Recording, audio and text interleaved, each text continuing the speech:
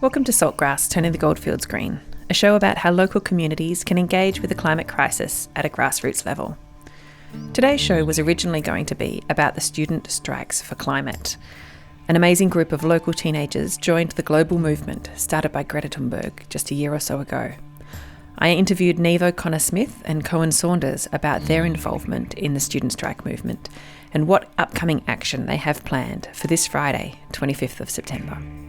The topic, of course, turned to what specifically they are protesting about at this point in time, which is the Australian government's proposed gas-led economic recovery from COVID-19, which led me to include a couple of other interviews in today's show. One is from Warwick Smith, economist and ecologist, talking about why this gas-led recovery does not make either economic or environmental sense. And I also have a little snippet cut from a show back in May with Cam Walker from Friends of the Earth about how to make your voice heard on this issue if you want to. So a bit of context for those who may not know. Australia has long been known as the lucky country, partly because we're rich in natural resources. Australia is the world's third largest fossil fuel exporter, making up 7% of all fossil fuel exports, behind only Russia and Saudi Arabia. This has been pretty good for us historically, as we have had a lot of financial abundance because of this, but we know that fossil fuels are a major driving factor in climate change, and digging it up now and selling it really just doesn't make any sense for our future, or even for our present, as Warwick will explain in the first interview. My name is Alison Hanley, and Saltgrass is produced in Castlemaine on Jara country, home of the Dja Dja Wurrung people. I pay respects to elders past, present and emerging. Salt of the earth. Salt. Grassroots. Salt of the earth people. Grassroots change. Saltgrass. Listen to all episodes of Turning the Goldfields Green on saltgrass.podbean.com. So first up, here's Warwick Smith, who is an ecologist and an economist. I asked him what he thought of the gas-led recovery and the school strike action. Yeah, of course. I completely agree that they should be striking it. I mean, I think the gas-led recovery is just a perfect illustration of everything that's wrong with modern Australian politics. You know, they announced the COVID Recovery Commission. I can't remember the exact title of it. And then proceeded to fill it with commissioners who were gas industry insiders and miners. And so at the moment they announced who the commissioners were, we basically knew what the outcome was, that it was going to be subsidies for the gas industry because of who they put on it. And heavily biased. And the very same gas industry gives hundreds of millions of dollars in donations to both sides of politics. And so is there nothing in our government system that manages bias in things like that? No, not really. I mean, most of these commissions have an obligation to declare conflict of interest and declare financial interest, but this one didn't even have that. So best practice would be to declare and not allow it, but obviously it's not mandatory. No, that's right. And of course, best practice would be, you know, if what you're doing is setting up a commission that's about the economic recovery from a pandemic-induced recession, you would have people who are experts in economic recovery. What do you mean? That sounds so strange. That's what I would sort of think when you set up such a thing, rather than just having people who are gas industry experts. And so, you know, that was the goal, the stated goal of this thing was, well, how are we going to recover after this recession that's being caused by, you know, the coronavirus and the political reaction to the coronavirus? And to choose gas sort of infrastructure and pipelines and processing and all that sort of stuff, the gas industry is literally the least labour-intensive industry in the country. And so for the amount of dollars you spend, you employ less people than anywhere else. So it's a fallacy that it's about jobs. It's a complete fallacy that it's about jobs, or even really about economic recovery. I mean, you know, there's a kind of very minor stimulatory effect if they manage to bring gas prices down, but ultimately it's so limited and so narrow in its effect. And even if it is about construction jobs. There's a sort of classic construction type stimulus from a recession. This isn't that kind of recession. The people who are disproportionately affected, for one thing, women are disproportionately affected, and service industries, hospitality, where people have lost their jobs. They're not the ones who are going to see any benefit from the gas-led recovery. They're not the people who are going to go and work in the Northern Territory on a gas pipeline. And so the whole thing is a farce, and was a stitch up from the beginning in terms of just giving money to their mates. So they'll subsidise gas infrastructure, and those companies will use that gas infrastructure that they didn't have to pay for to produce gas and sell it and make profit and contribute enormously to our emissions. It's so depressing. So are there ways people are striking and protesting and writing to MPs? And I called up Anthony Albanese's office, said, I don't believe in a gas-led recovery, because he seems to be on board as well. The opposition leaders said, everyone's behind it, it's fine. Yeah. What would it take to stop this from going through? Is it possible, do you think? Yeah, I do think, I think some of it at least, the talk about building a new gas-fired power plant won't go ahead anyway. I think that's all just bluster. It's just not economically viable to do at the moment.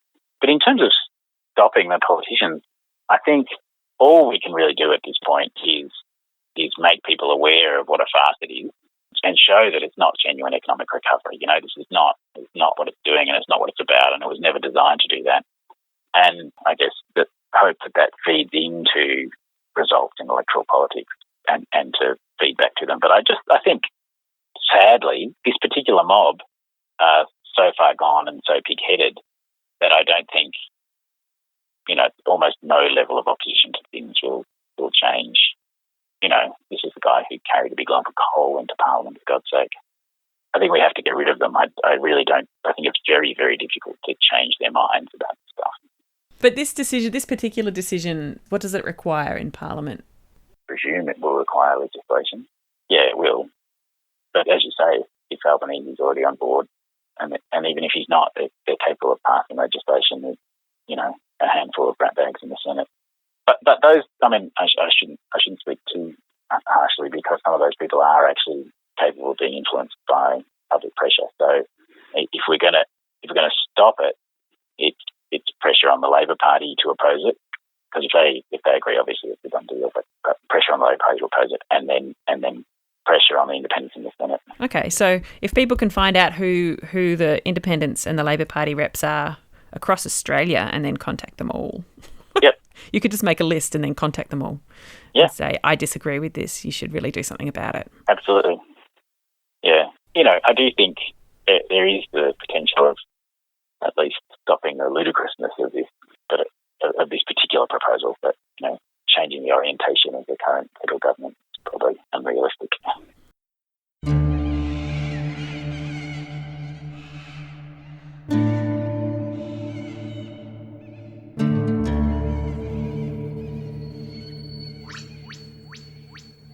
That was Warwick Smith, local ecologist and economist, explaining the ins and outs of why a gas-led recovery just doesn't make sense.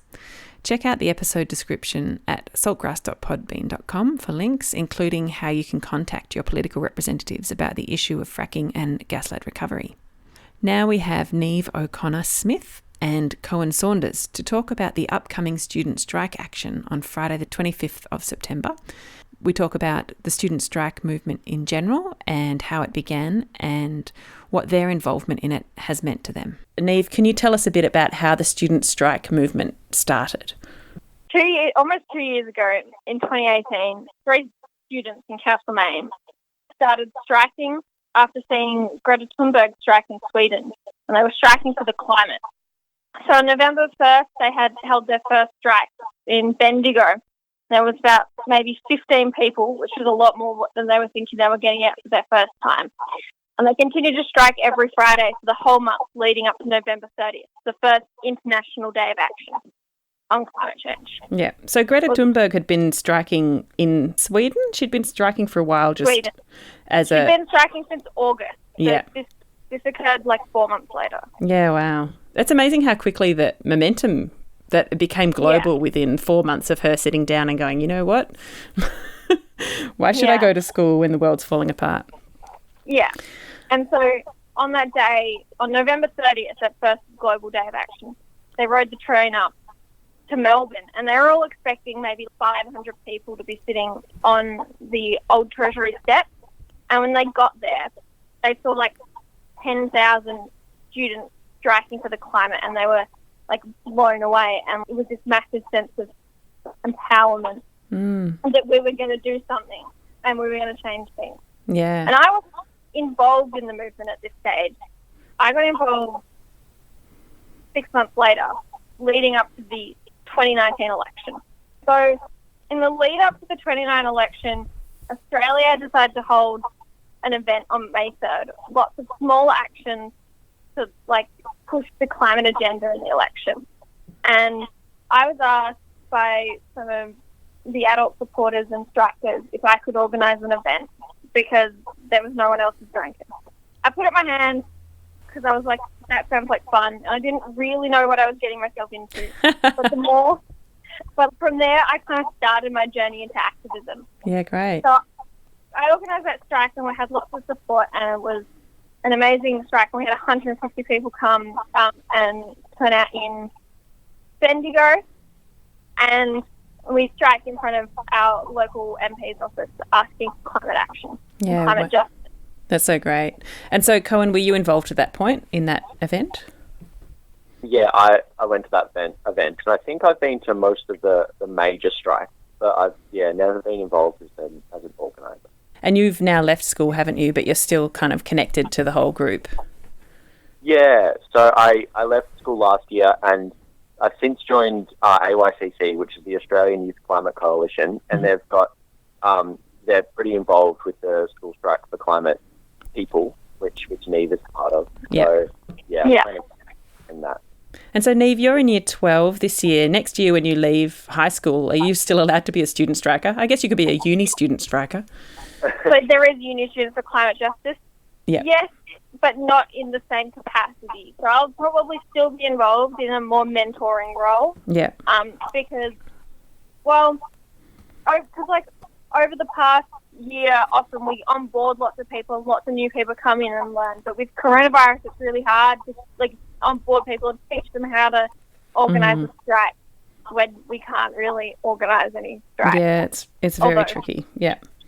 So, Neve, before we move on to activism in a coronavirus world, I did want to ask you, what were your thoughts about the climate crisis and climate change before you got involved in all the activist stuff? Was it on your radar as something you were worried about?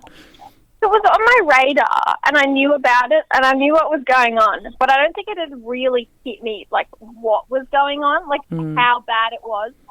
And it wasn't until I got involved and started, researching the facts and the information and everything that goes on behind it and all the inaction that wasn't happening that I realised how bad and how dire the situation is. Yeah, and Cohen, what about you? Is it a similar story for you? Yeah, similar story. It was pretty off my radar, and I think in about year 9, I read a book called The One Straw Revolution by Masanobu Fukuoka, and it's totally not about climate change at all. It was written in the 70s when climate change was a pretty niche idea. Yeah. And it's just generally about environmentalism and caring for the planet. And that kind of set me up, and I always thought of climate change and climate action as something that you do on a personal level, ride your bike, don't use a lot of electricity. And I always kind of thought of it as something that, was a problem with the way we live.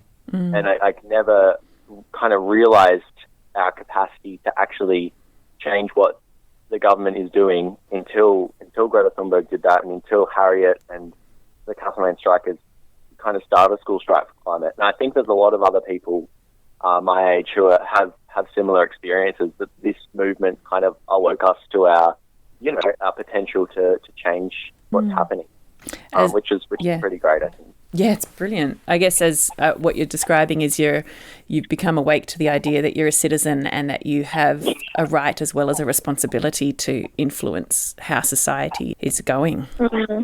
Yeah, definitely. Yeah. Yeah. So tell me about what's coming up this week. I might give you a bit of background because on the 15th of September, Scott Morrison has just announced a $52.9 million plan to have a gas-led recovery from COVID-19, which is not the way forward for a better future. It really isn't. So, with that, School Strike for Climate Australia has been, and globally, but in Australia we've been pushing a renewable-led recovery and action against gas. Yeah. And against fracking, especially in the Northern Territory. So we're working with organisations like Seed Mob, which is an organisation that's been an AYCC, which are working against fracking in the Northern Territory. But so on September 25, although COVID-19 is here, we still need to take action. Like, we can't stop fighting for climate justice.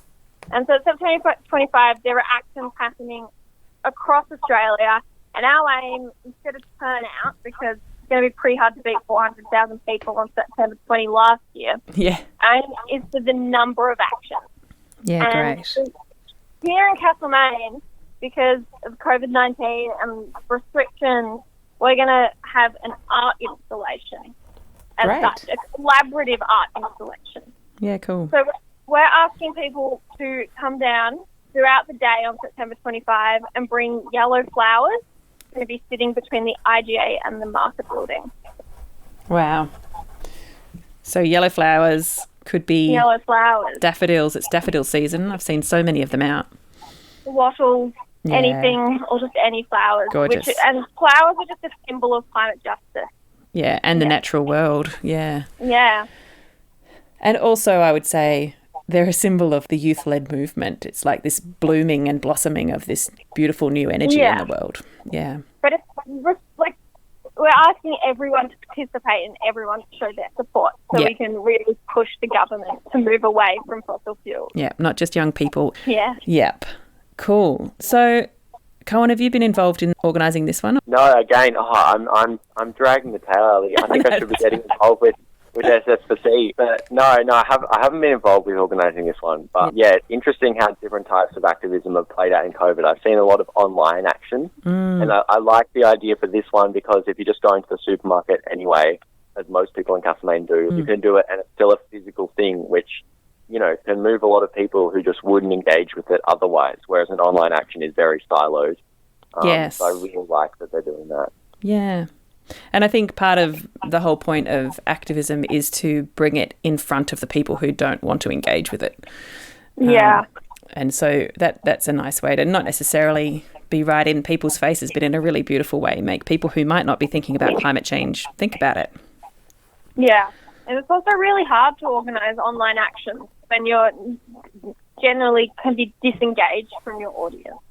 Yeah, it's tricky. I mean, I guess your generation is probably the most tech-savvy generation we'll ever have. And, I shouldn't say that we have so far. And yet you still are finding it difficult to get people engaged. Is that what you're finding? Yeah.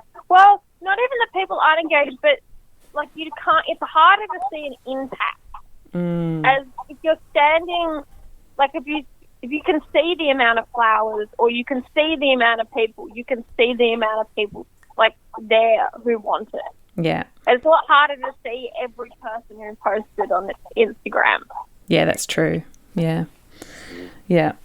And what else do you think I know when COVID-19 first came through, I felt this simultaneous, like, dread that everyone would forget about climate change, and it was still a really important issue, which luckily hasn't happened. A lot of people are still very focused on the issue of the climate crisis, but also actually I felt a relief that we didn't have to do all of these events we had planned at the sustainability group in a way, because I was actually already quite tired, and it's difficult to make events like that happen. It takes a lot of energy.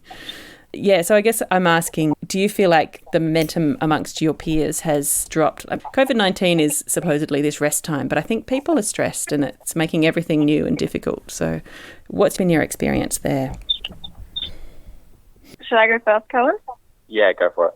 So, yeah, I think people have lost motivation. I think there was a lot of motivation in strikes because the outcome you got was so amazing. And it's really hard. Well, you can't achieve that outcome in COVID-19. Yeah. And so I think a lot of people did lose motivation. And maybe it was a bit of a rest for some. But I think just because of all the other stresses, it didn't really add up to the rest. Yeah. That a lot of people were speculating it would. Yeah. The one thing, I always had hope from Corona that this would be the thing that would wake people up and that would allow us to change things. Because, people have seen that we can take drastic action in very short periods of time. Although I'm losing my optimism as time goes by and the government still about a gas-led recovery. Yes. Well, I think our federal government is very single-minded, and until we get them out, we're not going to actually see much change. It's a question of whether our political system is set up in such a way that that decision can't be made just by them, and that everyone else who stands against it gets counted, I guess. Yes, and that is what we're trying to do on September 25. So other forms of activism, I guess, involve writing to your MPs and your political representatives. Have you guys been organising that sort of thing? School Strike for Climate, because, especially in Victoria, as a state, we are organising phone jams where you ring your MP and letter writing and things like that, because you can't do, in some places you can't do online action, offline actions are the only ones that are possible, and it's a lot easier to do that sort of thing. Yeah, that's great. I think that's a great skill to have, and to know that you can write to your political representative and tell them what you think. A lot of people don't realise it as well. Yeah, and I think a lot of, I still don't do it as much as I think I probably should. I'm just not very practiced at it. And sometimes you just need to jump in and give it a shot. Yeah. So, Cohen, tell me what you've been doing to sort of stay involved with the climate movement since you've left school and been less involved with the student striking group. Yeah, well, I guess AYCC is one thing. So we've been running a program called the Schools Climate Leadership Program, which is essentially just workshops, a bit of an intensive about climate change for high school age students. Most of them are involved because they went to a student strike, and it's pretty amazing when you're there to realise the amount of people who just had people around them going, yeah, I'm going to the strike, and then they went, and then they realised, oh my gosh, this is something that we really need to be focused on, and now they're, committing 2 hours a week to really learn more about this and, deepen their journey into climate activism. That's really amazing. Sorry, just to interrupt. I just find that is such a great initiative, and it actually makes the most of what can often be seen as a really bad thing, which is peer pressure. So often peer pressure is represented as, kids getting into trouble with each other, but this is actually kids really learning because they just went along because their mates were doing it. Yeah, for sure. That's a good way of looking at it.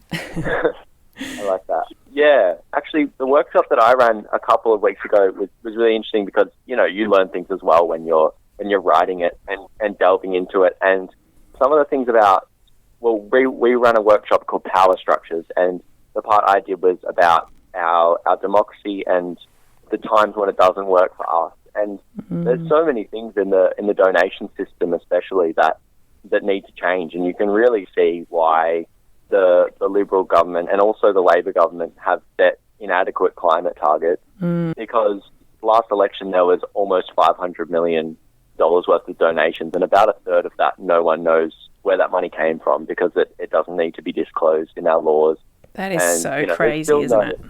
Yeah, there's still no Australian anti-corruption watchdog that actually has any power.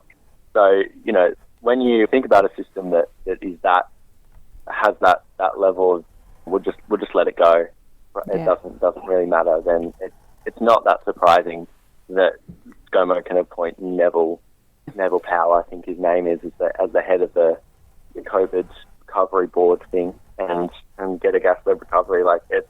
Yeah, it's pretty tragic actually, and it's very, very upsetting, and I think a lot of Australians don't really know what they can do about this. I have noticed more and more people joining our political system as independents and trying to hold the government to account without joining either of the major parties. And I think that is a really important thing to start happening in Australia, because we've been so strongly two-party with the Greens on the side for such a long time. And I think the thing with the independents, just as you go off that, a lot of them are typically Liberal independents, but the Liberal Party has moved so far to the right and so far out of the original Liberal Party ideals that they just can't support them anymore. And that's where a lot of these independents are coming from. That's really telling, isn't it? Yeah. So, Cohen, I think you're about to say something else. Oh, yeah. Well, there's also ZNet, which we've both been involved in, Ali. Yes. And that's in the the first kind of stages. So that's a plan for Mount Alexander to become a zero net emissions shire, which is pretty awesome. Yeah. So that's a pretty awesome thing to be involved in. I was reading through Hepburn's plan, and it's pretty amazing. Well, they've got a wind farm, which is only 2 windmills, which powers all of Dalesford. So that gives you an idea of the power of those things. It's interesting that just 2 wind turbines can power a whole town. I didn't imagine that at all. Yeah.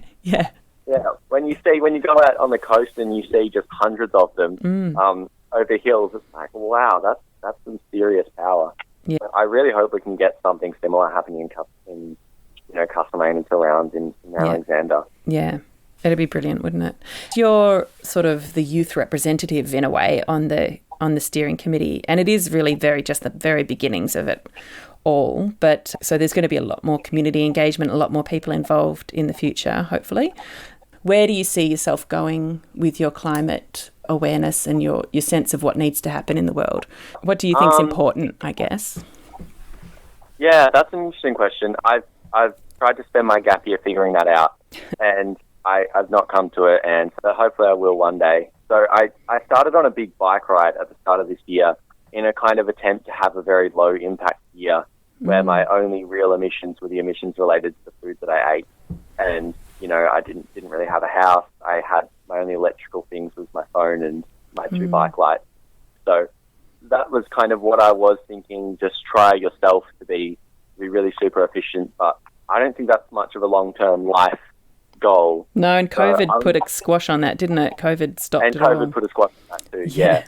And I've been reading about an idea called effective altruism, which is the idea that you donate a large portion of your earnings to charities and charities that do the most good per dollar you spend. And so far that's been used mainly to alleviate global poverty and quite effectively. Like there's people who take up careers in finance to earn really large amounts of money and donate 70-80% of that, which is pretty amazing and a pretty amazing way to create change. And I reckon that can probably be adapted quite well to environmental change as well. Like if there was just one person doing that for Extinction Rebellion or School Strike for Climate, there would be so many more resources behind those movements, which is definitely a problem, at least I know for Extinction Rebellion. Yeah. So maybe that's another path. I think that's good because it also, if you're feeling this really powerful need to stay involved with climate action and make sure the world changes, it means you can also pursue a career that is satisfying to you and not feel like you're betraying the cause, if you know what I mean. Yeah, definitely. And I think any career, you hear a lot of people talking about how many different kinds of people can be working towards climate action. And I was never quite sure about that idea, but it's so true. Like any single occupation can do so much for climate action through, so many different paths, like effective altruism. You wouldn't imagine that a regular person working in finance would be contributing to climate action and climate justice. It's so possible. And even if you're not living the ideal, frugal lifestyle, like you don't really have to. Yeah. That's one path, and there's a lot of merit in that too. But yeah, definitely. I think it's really important to remember that most people can't live a lifestyle where they can afford to not use energy or have the best or most organic food from locally grown resources. Yeah. Individuals, yes, we have responsibility and it's great to do what you can, but in the end, it's not our responsibility to make the massive changes that are needed. It's the government, it's the councils, it's the big corporations who are spewing millions of CO2 particles into the air every second. Yeah, absolutely. I totally agree with you there, Neve. Yeah, and I do think that the more I interview people about climate action and climate change, and the more I work at the sustainability group, the more I realise that every single part of our lives is impacted. And so every single career can be turned towards doing something better to support the climate movement. Yeah. And and as you said, not everyone can or will even get behind that, but those who can make a huge difference if they really apply themselves. Yeah. So Neve, what are your thoughts for once school finishes? When school finishes, well, that's not that long away. That's for me. That's like 3 months. It's a bit scary. My thoughts, well, I'm not going to stop my activism. I don't know how it'll evolve from School Strike for Climate because I'll probably move away as that movement is definitely student-led and it should stay student-led. Yeah. I'll move into a mentor role there, but continue my activism in other spaces, although I'm not currently sure how. Next year I plan to go to uni and I really want to study politics. Yeah, great. Fingers crossed it doesn't cost $43,000 if the government plans a fee hike Bachelor of Arts. Oh my God. So hopefully that doesn't go through. Yeah. But yeah, so probably, study politics and work out how to change the world from there. Yeah, that sounds like a pretty good plan. Is there anything you want to say on how the climate strike movement has changed your friends and what you've seen around you? I think it's pretty amazing because I think there's always a whole bunch of politically engaged students, especially as you kind of move up through high school into later years. But this movement was so all-encompassing that it didn't just engage those students. And at a time when I feel like, we all have the capacity to get on Facebook and repost an article from The Guardian about how we're not doing what we should be doing and, we're all screwed. But I think after doing that for 6 months, you feel pretty powerless because what kind of change does that really make? So I think it's a pretty interesting moment for it to happen when I think there's a possibility for a whole lot of young people to come out of school feeling really powerless. And then to happen, I think was really a driver for people to realise that, you can make change and it's not limited to climate. It's, if you put your mind to it, you can, and that's so cheesy, but that's where I ended up. I think I completely agree with Cohen. It is just about that. Yeah, everyone just kind of came to a realize it was about spreading awareness of the issue, but two, that people realized that they had power that was more than just a vote. Because most people don't engage with the political system at all, and so they were just like, I can do something, and I don't necessarily have to engage in the politics side of it, but I can still engage in issues I care about. Yeah, the dirtiness of the politics. And I guess the next question is, how have you seen the adults in your world respond to what you guys have been doing? I can speak in terms of my grandparents, which I think is a really interesting thing. My grandparents seeing me get involved made them take climate change seriously, as an actual issue and not just as a, future issue that doesn't matter or something that is just made up by left-wing people. Yeah, that's so great. Yeah. And I wish I could say the same, Neve, but I definitely can't. So. Cohen, maybe you could reflect on how maybe not your direct family, but other people in the community have come forward with willingness to support. Yeah, well, School Strike for Climate was, so supported by so many adults in the community, and there were so many older people who came to the strikes as well. I think that was pretty amazing to take no credit and want nothing in return, but just being so supportive, and that was great. And it's also, it brings up a lot of funny things about a lot of these kind of movements. Like in the Australian Youth Climate Coalition, you get kicked out when you're 30, which is pretty funny. You're out of there. So your climate change journey can move on. Yes. But I think so that's kind of funny sometimes, but I think that was pretty amazing to see so many people get behind it.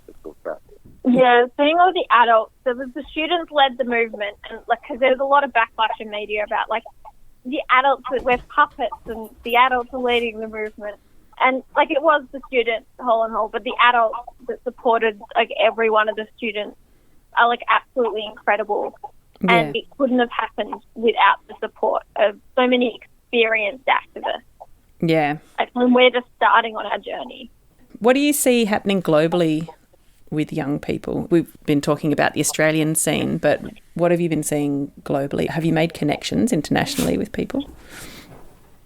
I mean, not me personally, but I think the school strike movement has, as it has mobilised students in Australia, it has mobilised students from across the world in all countries. And I think it's been an empowering movement in general. Anything else you guys want to say? Any messages you want to give people who are listening? Come along to September 25th. Place a flower. Yeah. Let's get that out there. Awesome.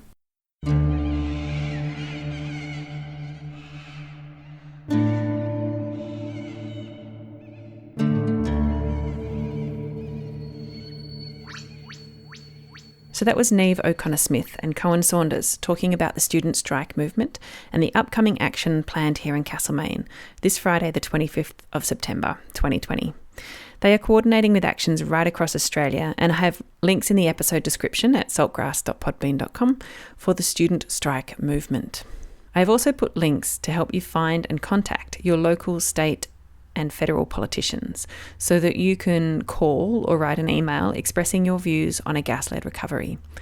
As you just heard, the student strike movement is organising en masse call and emailing campaigns, and it is vital that we all do the same. I personally have not done much of this kind of action, but a couple of days ago I called the leader of the Labor Party's office and left a message with Anthony Albanese's secretary that I am strongly against a gas-led recovery. I will do the same with my local state and federal representatives, as well as the federal ministers for anything even slightly linked, because climate change is an environmental issue, an urban and trade, tourism and investment issue, a major health issue, and something that the Minister for Agriculture, Drought and Emergency Management really needs to take some leadership in. Fracking is an energy issue and an Indigenous affairs issue, and the list goes on. You can let almost every single minister in the cabinet know how climate change and a gas-led recovery will affect their portfolio and that you disagree with it. So again, check the links in the episode description at saltgrass.podbean.com or just Google Australian ministers. You'll get a list with all of their contact details. And there are also links to all the opposition and independents who are currently active in our parliament. A phone call is quick and they will simply register you as a number in the for or the against, and an email lets you expand on why it's important to them in their portfolio to think about this issue. I'm not going to guarantee that the minister themselves will read them, but you will get noted as for or against the issue. So now, before we finish up, I just thought I'd do a tiny little bit of a throwback to an episode from May when I spoke to Cam Walker from Friends of the Earth. We covered many topics in that interview, but this little snippet I thought was worth sharing again, as he talks to exactly this point. I think the main thing, if you want to create change, is to think about two things. One is, where do I have a point of leverage? Where do I have a little bit of power? You know, is it a network I have? Is it people I know? Is it skills I can share? And then what is the level of governance where I personally can have that impact? It might be by going and talking to your local councillors. It might be engaging in, a federal, a global conversation around the UN and climate change. So once you start to think about those things, what's my skill and where can I have the most impact, then that kind of gives you a pathway to do what you can to be effective. And I'm a huge fan of working at the state government level, because state government is big enough in Australia that if you get a good decision, it actually changes the trajectory of society. So here in Victoria, for instance, we've got a ban on the process of fracking, so we can't destroy our groundwater by, fracturing for gas. We have a renewable energy target that's driving, the uptake of huge amounts of renewable energy and creating thousands of jobs, and we've got a federal government that's useless, but, we've got a state government that's moving forward slowly, and yet there's so much more they can do. So I put my effort primarily into the state government level, but it's up to everyone that wants to be involved to think, well, where's my best place? And for some people, it's community level. Some it's local government, some it's state government, and then all the way up. So we know who our local federal member and our local state member are. Yep. Can you write to the Prime Minister directly? Can you write to his office or to him and just say, I think this is a terrible idea, please reconsider?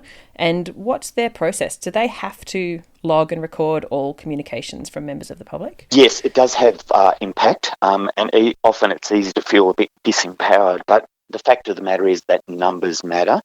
And they do generally log the volume of correspondence they will get, and then that will be provided in a briefing to the minister or to the Prime Minister or the Cabinet member. So adding your voice does really impact.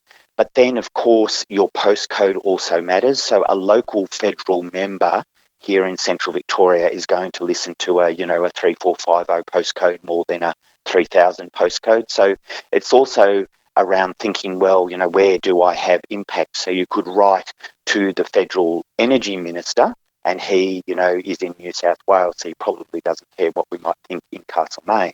However, they do still have to govern for all of us. So it's about not either or, it's about doing both. Contact the Prime Minister, contact the responsible minister. So if it's around energy, it'll be contact Angus Taylor. Also contact our local federal MP, because they are much more likely to take what you're saying seriously.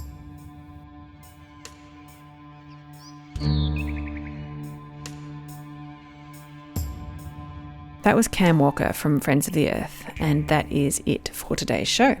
Again, I've got links for you in the episode description about the student strike movement and how to contact your political representatives.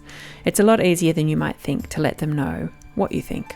My name is Alison Hanley, and you've been listening to Saltgrass, Turning the Goldfields Green. You can follow us on Facebook and Instagram, and please subscribe to our email list to get reminders and updates about the show. This program was made possible with support from the Community Broadcasting Foundation. You can find out more at cbf.org.au. And this show was produced in partnership with the Mount Alexander Sustainability Group and Main FM. If you would like to respond to something discussed on the program, we would love to hear from you. Email us at saltgrasspodcast@gmail.com. Salt of the earth. Salt.